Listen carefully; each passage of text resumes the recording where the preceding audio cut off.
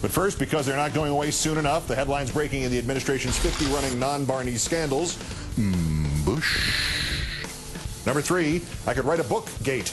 Rumors murmuring at the White House, having seen the success of his predecessor's tome, Mr. Bush wants to write his autobiography. Bill Clinton's publishers, Knopf, quoted as saying, "Given how the public feels about him right now, I think patience would be probably something that I would encourage." Curtis Sittenfeld, who's already written a novel about Laura Bush, says she should write a biography, and quickly.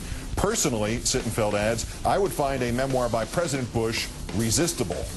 Number 2, international diplomacy gate. President Medvedev of Russia not even waiting till the ink was dry on the Obama election to warn that if this country continued Mr. Bush's plan to install a missile defense system in Eastern Europe, he will put short-range missiles pointed at Europe on Russia's eastern border. First, dude, chill, it's been 2 days. Second, wait a minute, did I misunderstand conservatives and Mr. Bush and all them there guys all these years? Ronald Reagan won the Cold War, remember? Russia can't be a problem forever and ever, remember? And number 1, ICE-gate. Like everything else they threw at him, it didn't stick and it got very little public attention.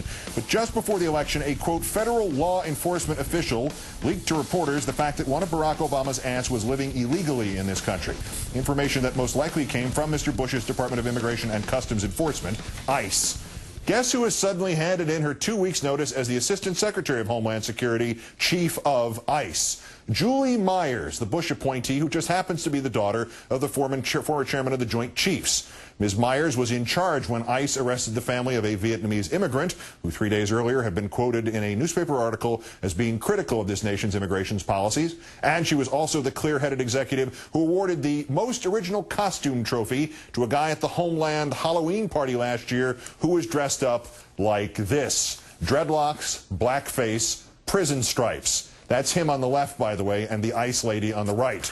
So there's your last Bushian legacy, the head of ICE. Little miss nepotism, little miss racial sensitivity, and very possibly the source of a last-minute leak that was a clear violation of federal statute to try to fix the outcome of the presidential election. I've said it before, and I'll say it again. This nation has survived the evil of the Bush administration these last 8 years, not principally because truth has prevailed, nor because of anybody's courage, but rather because most of the people in the Bush administration are about as nitwitted and careless as this Myers woman. Democracy saved because its enemies were too stupid to realize that they were stupid.